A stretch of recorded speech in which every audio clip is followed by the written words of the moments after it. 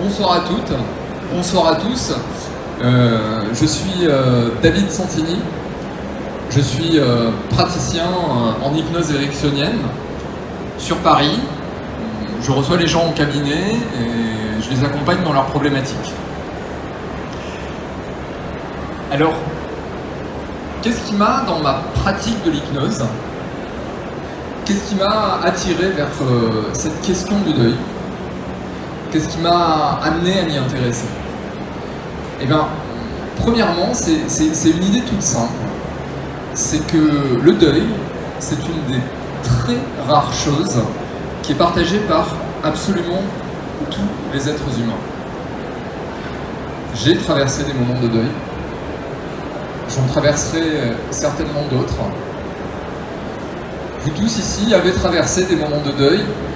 Vous en traverserez d'autres. Et c'est ce qui nous relie tous en tant qu'être humain.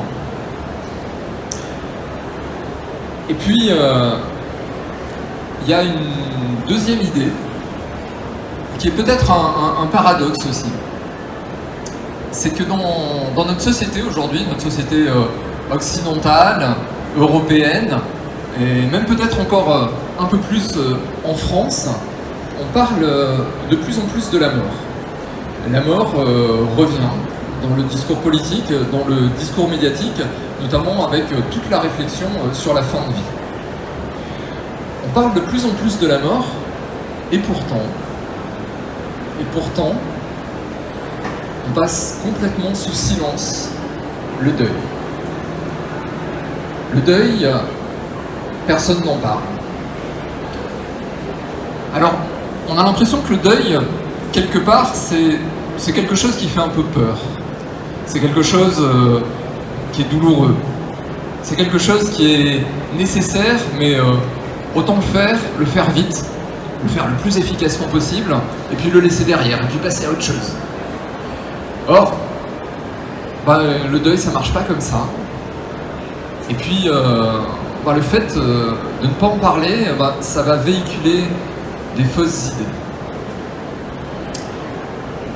La première idée qui est fausse, c'est que le deuil, ça fait mal. Alors non, le deuil, ça ne fait pas mal. Ce qui fait mal, c'est la perte. Ce qui fait mal, c'est la perte d'un être cher qui est décédé, et toute la douleur immense, insondable, qui nous engloutit à cette mort. Ce qui fait mal, ça peut aussi être d'autres épisodes de vie. Ça peut être,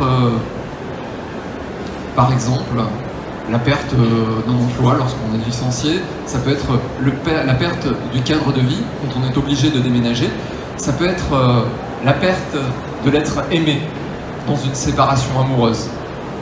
Ça peut être aussi une perte qui nous impacte directement dans notre corps, comme dans le cas d'une maladie chronique, ou lorsqu'il y a un accident de vie, qui fait qu'à un moment donné, on n'a plus tout à fait les mêmes capacités physiques, et on ne va plus pouvoir mener la vie qu'on menait avant. Et puis, il y a aussi des événements heureux qui occasionnent des pertes. Et je ne sais pas si quelqu'un a une idée d'événements heureux qui pourrait occasionner une perte. Alors, moi j'en ai un. Je suis parent par exemple, et quand on devient parent, on perd une partie de sa liberté. On perd une partie de son innocence aussi. Et toutes ces pertes, même si elles sont absolument pas équivalentes, toutes ces pertes peuvent être douloureuses, peuvent être problématiques, et peuvent être reliées les unes aux autres. Alors le deuil, c'est quoi? Le deuil, c'est le processus de guérison. Le deuil, c'est au contraire ce qui permet d'aller mieux.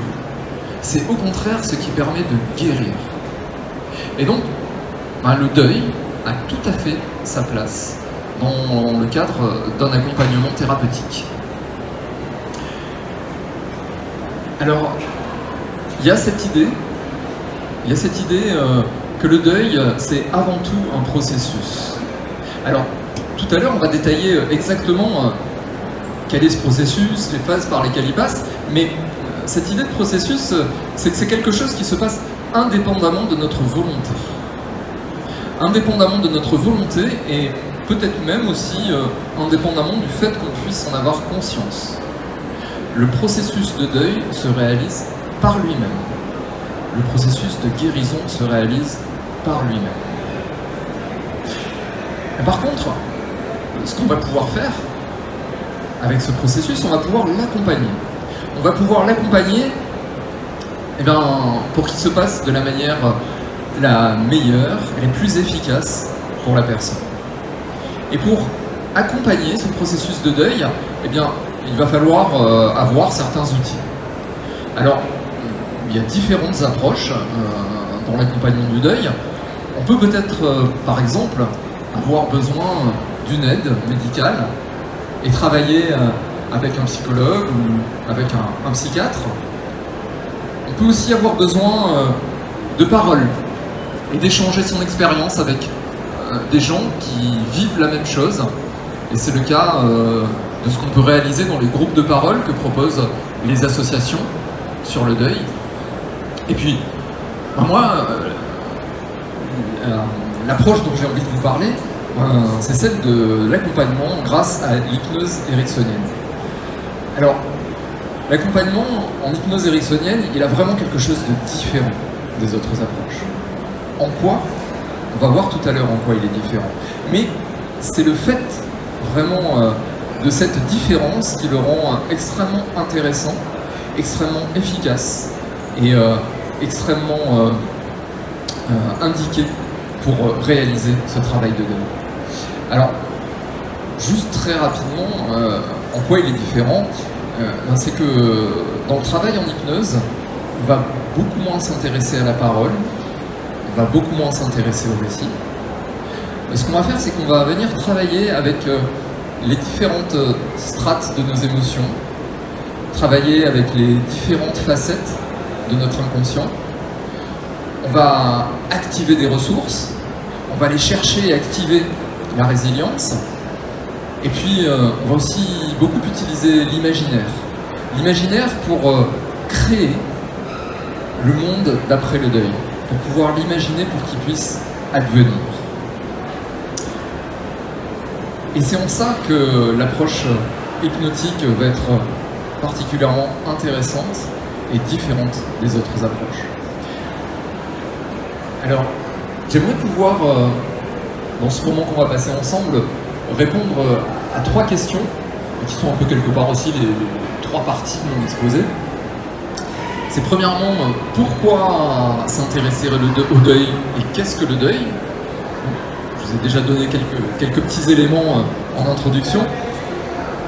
La deuxième question, ça serait pourquoi, en quoi l'hypnose ericksonienne est un outil particulièrement adapté pour faire le travail de deuil.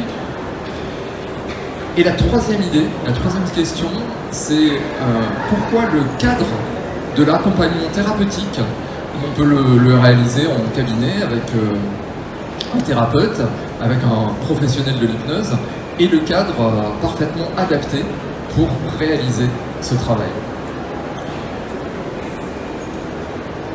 J'ai envie d'évoquer avec vous une expression populaire. Quand on parle de deuil, on a tous une expression qui nous vient en tête. On a sur le bout de la langue. Je ne sais pas si certains l'ont déjà en tête, cette expression. Cette expression, c'est faire son deuil. Évidemment, on y pense tous, elle est toujours là. Et moi, je trouve que faire son deuil, c'est une expression qui est particulièrement fausse. Alors, elle est fausse déjà parce qu'on a vu que le deuil est un processus. Donc, il se passe indépendamment de notre volonté. Le deuil se fait tout seul. Il n'y a pas besoin qu'on le fasse. Et puis, dans cette expression de faire son deuil, il y a vraiment une injonction à réaliser quelque chose de façon consciente, de façon efficace, et puis de façon rapide aussi. Et puis de laisser ça derrière et de pouvoir enfin passer à autre chose. Alors vraiment, le deuil, ça se passe pas du tout comme ça. Le deuil, déjà, c'est pas quelque chose de rapide. Le deuil se passe sur le temps long. On peut même imaginer que le deuil nous accompagne jusqu'à la fin de notre vie. C'est la douleur, c'est la tristesse qui peu à peu diminue et qui finalement disparaissent pour laisser place à de l'apaisement, puis à de la paix, et puis peut-être même un jour à une certaine forme de joie. Et toutes ces émotions très positives, c'est aussi le deuil. Donc non, il n'y a pas à faire son deuil, le deuil se réalise lui-même, il y a vraiment à l'accompagner, à le vivre, et c'est la meilleure manière de le faire. Et pour faire ça, on va avoir besoin de deux choses. On va avoir besoin, premièrement, de savoir, c'est-à-dire comment ça se passe, qu'est-ce qui se passe, par quelle phase, qu'est-ce qui m'arrive quand je suis en deuil. Et puis deuxièmement, on va avoir besoin d'outils aussi. Et donc moi j'ai envie de vous parler de l'hypnose ericksonienne, bien sûr.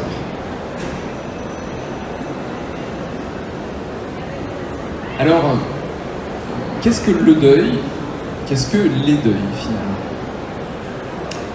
Le deuil, on a vu, c'est un processus de guérison.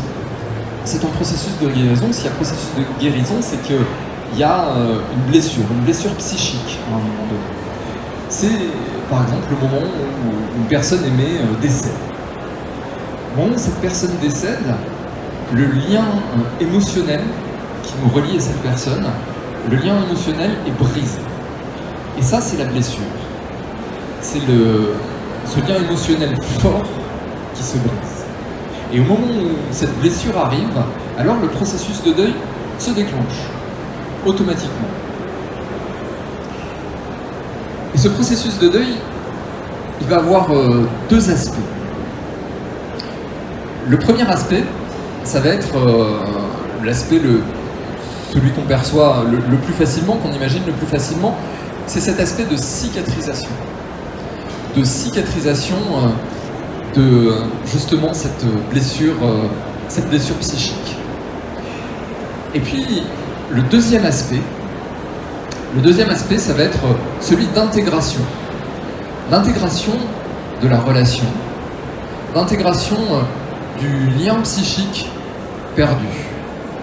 Et ça, c'est un peu moins intuitif, mais c'est un aspect qui est là aussi de manière très présente et très forte dans le processus de deuil.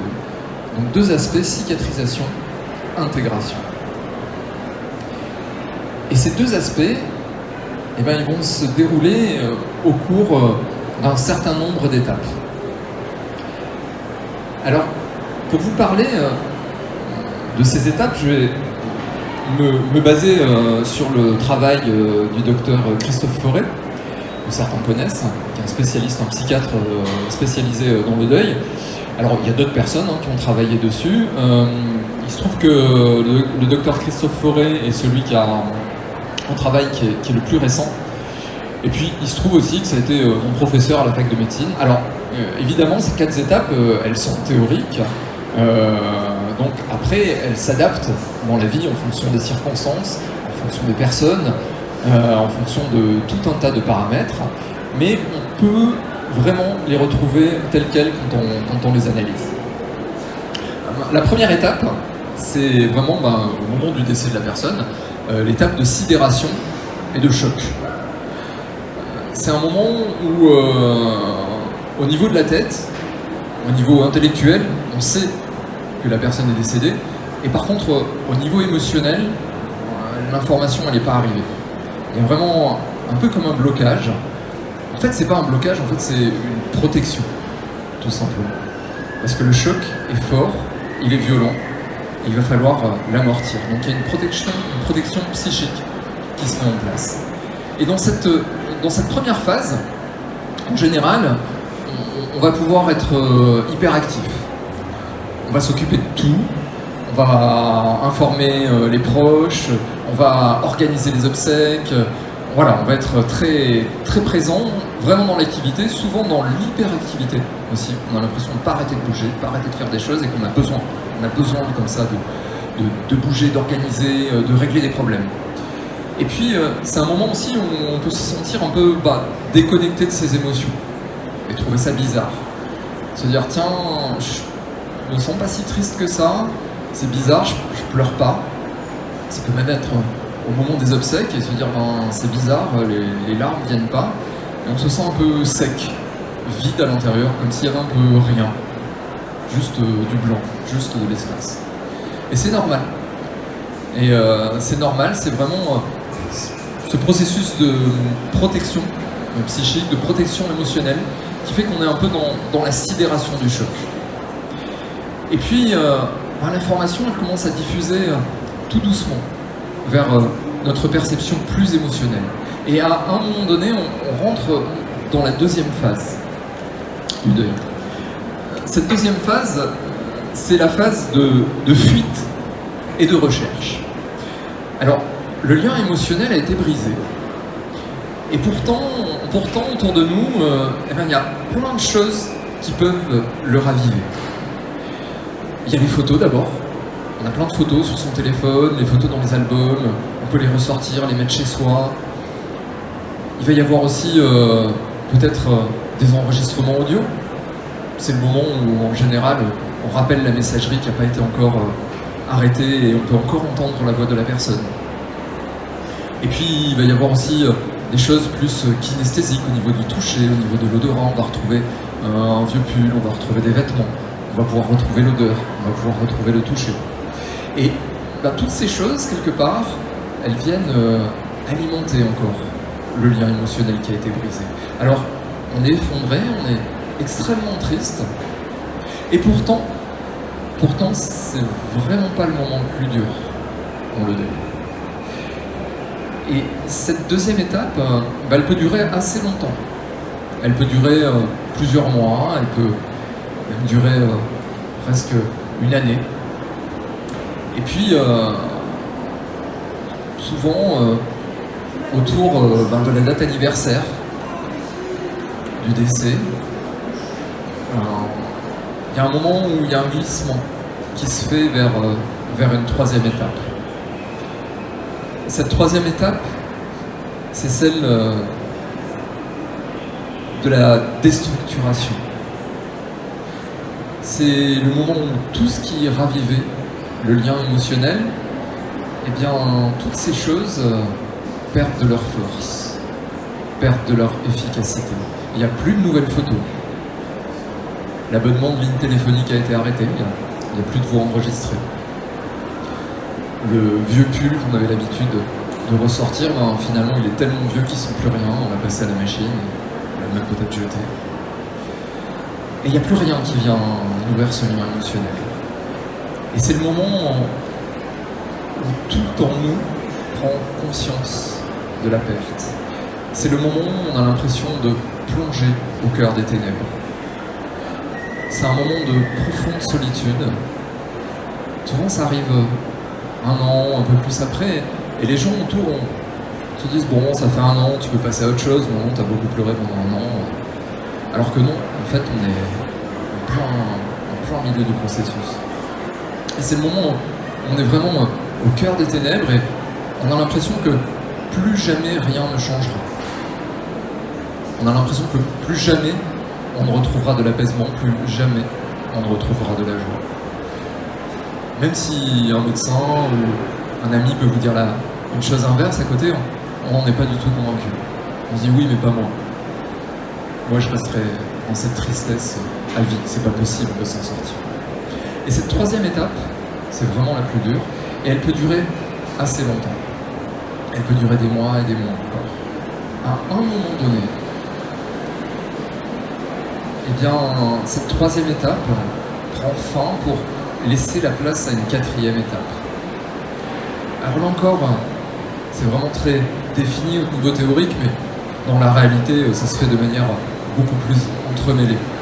Cette quatrième étape, en fait, elle est déjà là depuis le début, mais elle commence à vraiment sortir, s'exprimer vraiment à ce moment-là. Cette quatrième étape, ça va être l'étape de la restructuration. Ça va être le moment où on sort de la douleur et le moment où on commence à se souvenir des bonnes choses, à garder les bonnes choses de cette relation et à les intégrer à soi-même, à les garder pour soi. Garder les bons moments, garder les bons souvenirs, mais c'est aussi le moment où on va s'approprier les bons côtés de la personne perdue. Elle avait une capacité, elle savait faire une chose, et bien peut-être qu'on va le prendre pour nous-mêmes, cette chose. Et qu'on va l'intégrer à notre identité, l'intégrer à notre personnalité. C'est le moment qu'on appelle d'introjection. Introjection de la relation qui a été perdue. Et ce moment d'introjection, c'est le moment où ce qui est positif, toutes ces émotions positives vont pouvoir arriver. C'est le moment où l'apaisement va arriver, avec la paix, et puis peut-être justement, à un moment donné, cette joie de retrouver en soi une part de l'être qui a été perdu. Donc voilà, le processus de deuil a vraiment ces deux aspects, cicatrisation et intégration de la relation. Et il passe par ces 4 étapes: sidération, fuite recherche, déstructuration et restructuration. Alors là, évidemment, je vous parle du processus de deuil au moment où on perd un être cher, au moment où il décède. Mais comme je commençais à l'évoquer en introduction, on va pouvoir, dans la vie, traverser d'autres moments de perte. Et même si les pertes ne sont pas du tout équivalentes, eh bien, dans tous ces moments de perte, il va pouvoir y avoir réactivation d'un processus de deuil qui sera peut-être pas avec la même intensité, peut-être pas avec la même force, mais qui va suivre la même logique. On va s'apercevoir que souvent les différents processus de deuil, les différents moments de perte, ils vont pouvoir rentrer en résonance les uns avec les autres, parfois se réactiver. Et c'est pour ça qu'il est particulièrement important de pouvoir venir fournir ce travail de deuil pour accompagner un deuil, pour voir comment ces deuils rentrent en résonance les uns avec les autres, pour voir effectivement les moments où il aurait pu y avoir des points de blocage, pour voir effectivement les cas des deuils traumatiques qui vont résonner tout au long de la vie ensuite. Et le travail de deuil va être essentiel. Et pour faire ce travail de deuil, l'hypnose ericksonienne va être particulièrement adaptée, va nous offrir beaucoup d'outils. Alors, qu'est-ce que l'hypnose ericksonienne déjà? Peut-être certains ont une petite idée, d'autres non. Il y a plusieurs courants dans l'hypnose. L'hypnose ericksonienne, c'est vraiment le courant principal et fondateur de l'hypnose d'accompagnement moderne. C'est le psychiatre Milton Erickson, psychiatre américain, qui a posé ses bases dans les années 70-80. Et beaucoup de ses élèves ont aidé à la théorisation de tous ces travaux.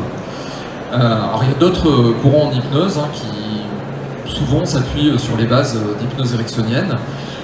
Il y a aussi la PNL, la programmation neurolinguistique, qui s'appuie beaucoup sur ces bases, puisque les créateurs de la PNL étaient des élèves de Milton Erickson. Et c'est pour ça que, notamment dans l'approche d'hypnose ericksonienne, on va aussi retrouver beaucoup de choses de la PNL. Il y a beaucoup de choses qui se croisent dans la pratique. Alors, l'hypnose ericksonienne, comment ça marche? Finalement, ça va être assez simple. Ça va fonctionner en 3 temps, sur 3 axes. L'hypnose, elle va déjà utiliser un état de conscience décalé. Alors, qu'est-ce que c'est qu'un état de conscience décalé? Déjà, c'est quelque chose que tous ici, vous avez déjà vécu, et même vous vivez plusieurs fois par jour, parfois. C'est ces moments où on est un peu rêveur, ou ces moments où on est très concentré. Le simple fait, là, d'écouter ma voix depuis un moment, la manière dont je vous parle, la manière dont vous l'entendez, dont vous la recevez, la manière dont vous pouvez me voir, la manière dont je bouge, tout ce qui passe au niveau inconscient autour de ça provoque en vous un état décalé de conscience, un état de concentration décalé de conscience. Et c'est un état décalé de conscience déjà particulier. En hypnose, non seulement on va utiliser ça, mais surtout on va provoquer cet état décalé de conscience et on va lui donner la couleur, la forme dont on a besoin. Est-ce qu'on a besoin d'un état de concentration? Est-ce qu'on a besoin d'un état au contraire où on est un peu plus rêveur? Est-ce qu'on a besoin d'un état où on est enthousiaste ou au contraire d'un état où on est un peu plus détaché? Et bien tout ça on va pouvoir le faire au moment où on va créer cet état décalé de conscience. Donc premièrement, on crée un état décalé de conscience qui peut être aussi un état assez léger. On peut faire un état, quelque chose de léger, quelque chose de profond, vraiment en fonction de ce dont on va avoir besoin. Et qu'est-ce que ça va permettre, cet état décalé de conscience? Ça va permettre de venir travailler avec les différentes facettes de notre inconscient. Parce que finalement, notre inconscient, on dit l'inconscient, mais quand on y pense, il a quand même pas mal de facettes. C'est un peu tout ce qui gère déjà tous nos automatismes. Le fait de tenir debout, le fait de marcher, le fait de hocher la tête, le fait... tous nos automatismes sont gérés par des facettes de notre inconscient. Et on peut imaginer que chaque facette de notre inconscient soit spécialisée dans une tâche. Peut-être même spécialisée dans la gestion d'une émotion, spécialisée dans le fait d'être concentré, spécialisée dans le fait d'apprendre.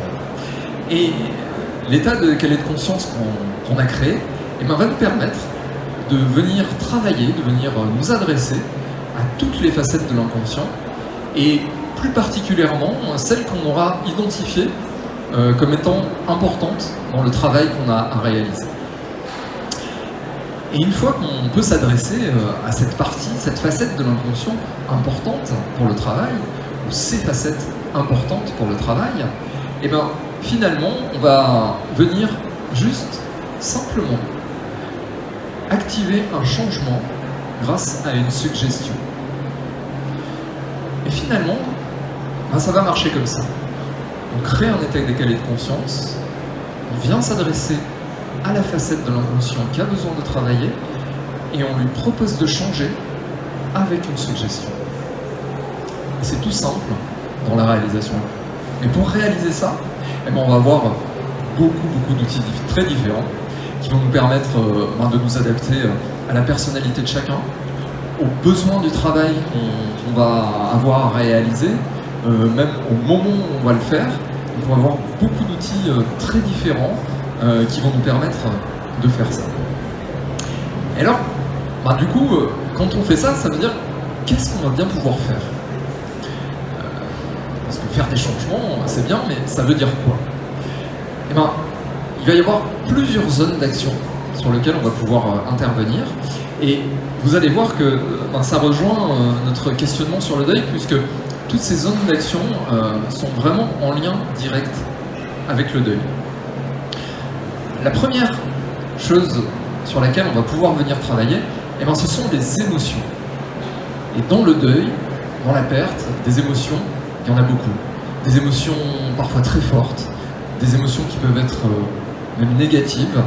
Et il y a vraiment besoin de pouvoir travailler avec ces émotions. Et on va vraiment pouvoir le faire de plusieurs manières différentes et vraiment voir ce qu'il y a à faire avec ces émotions. Est-ce qu'il y a besoin de les apaiser? Est-ce qu'il y a besoin de les transformer, ces émotions? Ou est-ce qu'il y a besoin aussi de les écouter, par exemple? À ce sujet, j'ai une anecdote. J'ai une patiente qui était venue me voir parce qu'elle avait perdu son chien 2 ou 3 mois plus tôt, son jeune chien qu'elle adorait et qui a eu un accident de la route. Et depuis 3 mois, elle était totalement effondrée, mais à un point qui lui semblait anormal. Elle n'arrêtait pas de pleurer, elle avait des crises de larmes qui arrivaient dans des moments complètement inopportuns, et elle voulait savoir comment faire pour arrêter d'être autant triste. Elle comprenait bien pourquoi elle était triste, mais elle voulait vraiment contrôler ça. Et au cours du travail, au cours des différentes séances qu'on a pu faire ensemble, Au bout d'un moment, il est apparu que 1 an et demi plus tôt, elle avait perdu sa maman. Et d'ailleurs, elle avait un grand sentiment de culpabilité, parce que quand elle avait perdu sa maman, elle avait été beaucoup moins triste. Elle n'avait pas beaucoup pleuré. Et elle trouvait encore plus déplacé d'être aussi triste pour la mort de son chien, alors que pour la mort de sa maman, elle n'avait pas été autant. Et puis en continuant à travailler, on s'est aperçu que 3 ans plus tôt, elle avait perdu un frère. Et que là aussi, elle n'avait pas été si triste que ça. Que là aussi, elle n'avait pas vraiment pleuré. Et on a pu vraiment mettre en lumière qu'il y avait un processus de deuil pour les 3 pertes qui n'étaient pas arrivées à son terme. Et ce que disait cette tristesse immense de la mort du chien, qui était inépanchable, qu'on ne pouvait pas arrêter aujourd'hui, ce qu'elle venait, c'était parler aussi de la tristesse de ces autres pertes, de ces autres deuils qui n'avaient pas pu s'exprimer. Bon, oui, il faut venir écouter les émotions. Et c'est aussi ça qu'on va faire lors de séances d'hypnose. Une autre zone d'action qu'on va pouvoir avoir, ça va être vraiment l'activation des ressources. Et quand on traverse des moments durs comme ça, on va avoir besoin de beaucoup de ressources. Des fois, on va pouvoir se sentir complètement démuni. On va avoir besoin d'énergie, on va avoir besoin de beaucoup de choses qui vont être aussi très particuliers à chacun. Donc, ça va être vraiment important déjà de voir quelles sont les ressources dont il y aurait besoin. Et puis, une fois qu'on les a identifiées, eh bien, de venir trouver les facettes de l'inconscient qui gèrent ces ressources, et puis de les activer.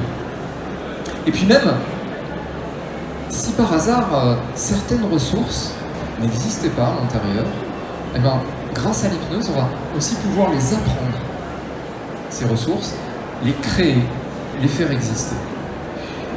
Et puis, arriver au bout aussi sur cette fameuse ressource qui est la ressource de la résilience, celle qui nous permet de traverser tout ça.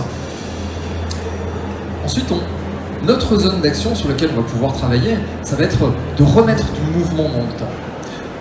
Tout à l'heure, quand je vous ai détaillé les différentes phases du deuil, il y avait la phase numéro 3, celle où on est au cœur des ténèbres. On a l'impression qu'on est englué dans un présent qui ne bougera plus jamais, que plus jamais il y aura de futur, que le passé est perdu à jamais. Ben, en hypnose, on va pouvoir remettre de la continuité temporelle. On va pouvoir revenir comme tracer une ligne du temps. On va pouvoir prendre aujourd'hui ce qui doit être laissé dans le passé et le remettre dans le passé, à la place où ça doit être. Et puis, on va pouvoir imaginer ce qui va se trouver dans le futur.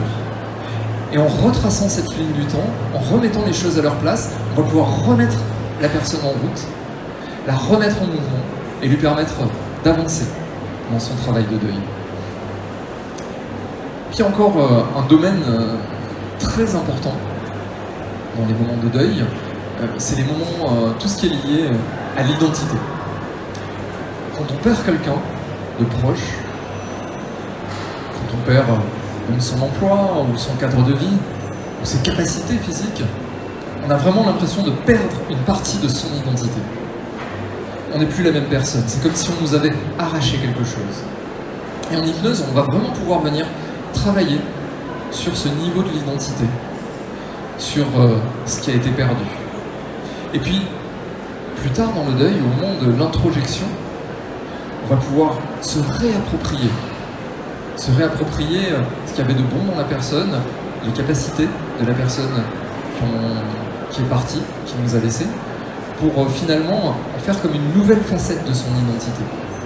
Et là aussi, en hypnose, on va pouvoir travailler sur la réintégration, sur l'introjection, sur la redéfinition de sa nouvelle identité. On va pouvoir travailler sur sa nouvelle image de soi. L'image de soi qu'on a laissée derrière, qu'on ne retrouvera plus, et puis celle qu'on est, puis celle qu'on va devenir. Et vraiment, l'hypnose ericksonienne a beaucoup d'outils très précis et très multiples pour venir travailler sur ce domaine de l'identité. Et puis, autour de l'identité, finalement, l'individu il va se définir aussi par d'autres niveaux. Là, je ferai un peu référence justement à un PNListe connu qui s'appelle Dilts et qui a défini l'individu selon une pyramide. Avec tout en bas de la pyramide, ce qui crée l'environnement de l'individu. Le niveau juste au-dessus de la pyramide, c'est les comportements de l'individu face à son environnement. Juste au-dessus, on va avoir les capacités. Donc les capacités, c'est ce qui va déterminer les comportements qu'on va pouvoir avoir. Au-dessus des capacités, on va avoir quelque chose de très puissant. On va avoir les croyances. Les croyances de chacun. Alors on a tous des croyances limitantes qui nous empêchent de faire des choses, et puis des croyances facilitantes qui nous permettent de faire des choses. Et nos croyances, notre système de croyances, détermine quelque part nos capacités, ce qu'on va pouvoir faire. Au-dessus des croyances, il y a un niveau que j'aime bien rajouter à la pyramide de Dilts, c'est celui des valeurs, en fait. Parce que finalement, nos croyances, elles descendent directement de nos valeurs. C'est parce qu'on croit en certaines choses qu'on se définit selon ces valeurs fondamentales, on va avoir certaines croyances qui en découlent. Puis au-dessus du niveau des valeurs, il y a le niveau de l'identité, de l'individu, de qui on est vraiment au fond. Et enfin, tout en haut, au sommet de la pyramide de Dilts, il y a aussi un niveau de spiritualité. C'est ce qui nous dépasse, ce qui est plus grand que nous. Et cette question de la spiritualité, elle intervient souvent dans le processus et dans le travail de deuil. À un moment donné, on se pose vraiment ce genre de questions. Et donc là encore, dans l'hypnose ericksonienne, on va pouvoir venir travailler à chacun de ces niveaux, en partant vraiment du niveau de l'identité et pouvoir rayonner sur tous les autres niveaux, venir travailler sur chacun en particulier, et venir aussi les remettre ensemble, les réaligner, leur donner la bonne position pour que justement le deuil puisse se passer de la manière la meilleure et la plus efficace. Alors, vraiment, ce travail en hypnose ericksonienne, sur toutes ces zones d'action, sur toutes ces zones de possibilités, je pense qu'il est le plus efficace et le plus approprié, c'est de pouvoir le réaliser dans le cadre d'un accompagnement thérapeutique. Dans le cadre d'un accompagnement thérapeutique, comme on peut le faire, par exemple, en cabinet avec un professionnel de l'hypnose. Alors, pourquoi ce cadre est important ? Il est important à plusieurs titres.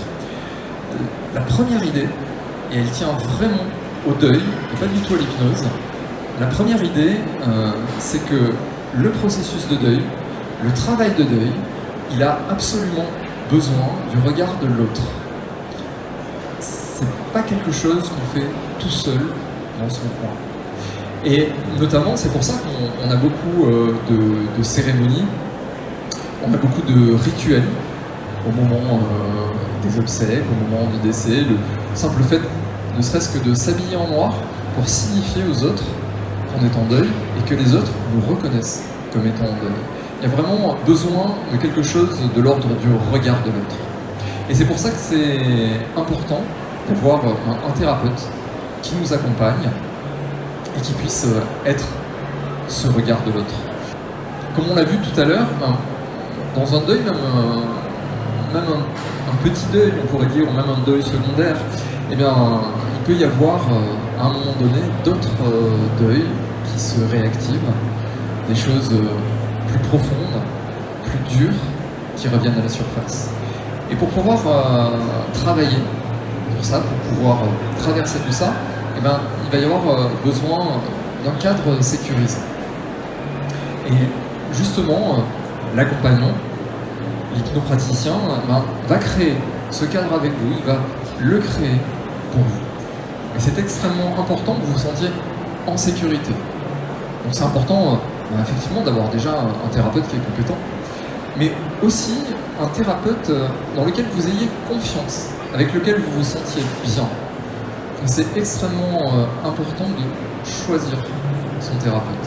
C'est vous qui sentez si c'est la bonne personne pour vous accompagner dans ce travail-là. Et c'est parce que vous sentez que vous en êtes convaincu que c'est la bonne personne que ça va pouvoir se faire, que ça va pouvoir arriver.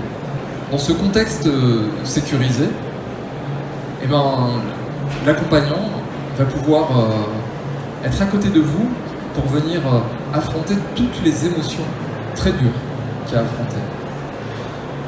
Pour venir affronter la tristesse, la colère, pouvoir venir affronter les peurs aussi. Et souvent, toutes ces émotions très dures nous donnent le chemin du travail à réaliser. C'est en suivant ce chemin qu'on peut réaliser le travail de deuil. Et pour pouvoir faire ça, il y a vraiment besoin de quelqu'un de solide et de fort à vos côtés, qui vous donne les ressources quand vous avez besoin de ressources, quand vous ne les avez pas, qui vous aide à avoir un regard, une perception un peu différente de la vôtre, qui vous donne une nouvelle compréhension et une nouvelle vision sur votre chemin, sur là où vous devez aller. Car, de toute manière, c'est toujours vous qui savez où aller. Le thérapeute n'est là que pour vous accompagner. Ce n'est pas un guide, c'est pas lui qui montre le chemin. Lui vous suit sur votre chemin. Quand on affronte ces moments durs, quand on affronte ces émotions très fortes, souvent il va y avoir des moments de blocage. Des moments où d'un coup les choses se font pas, d'un coup les choses se passent pas, d'un coup on a l'impression de tourner en rond, d'un coup. Et c'est très intéressant parce que quand on arrive sur ces moments de blocage, en tant que thérapeute, on se dit « Ah, c'est bien, c'est là qu'il faut aller travailler. C'est là qu'il y a un blocage, c'est là qu'on n'arrive pas à faire quelque chose.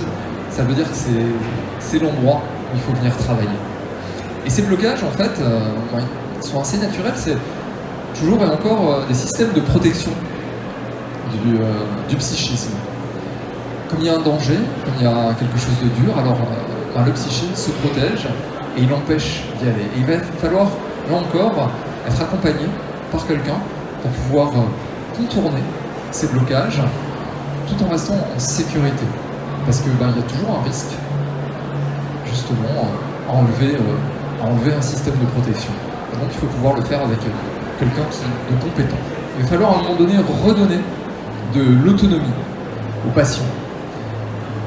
Il va réaliser un certain travail au cours des séances avec son thérapeute, mais il faut qu'à un moment donné, il puisse continuer ce travail par lui-même, hors des moments de séance, hors du cabinet, et même peut-être quand l'accompagnement sera terminé.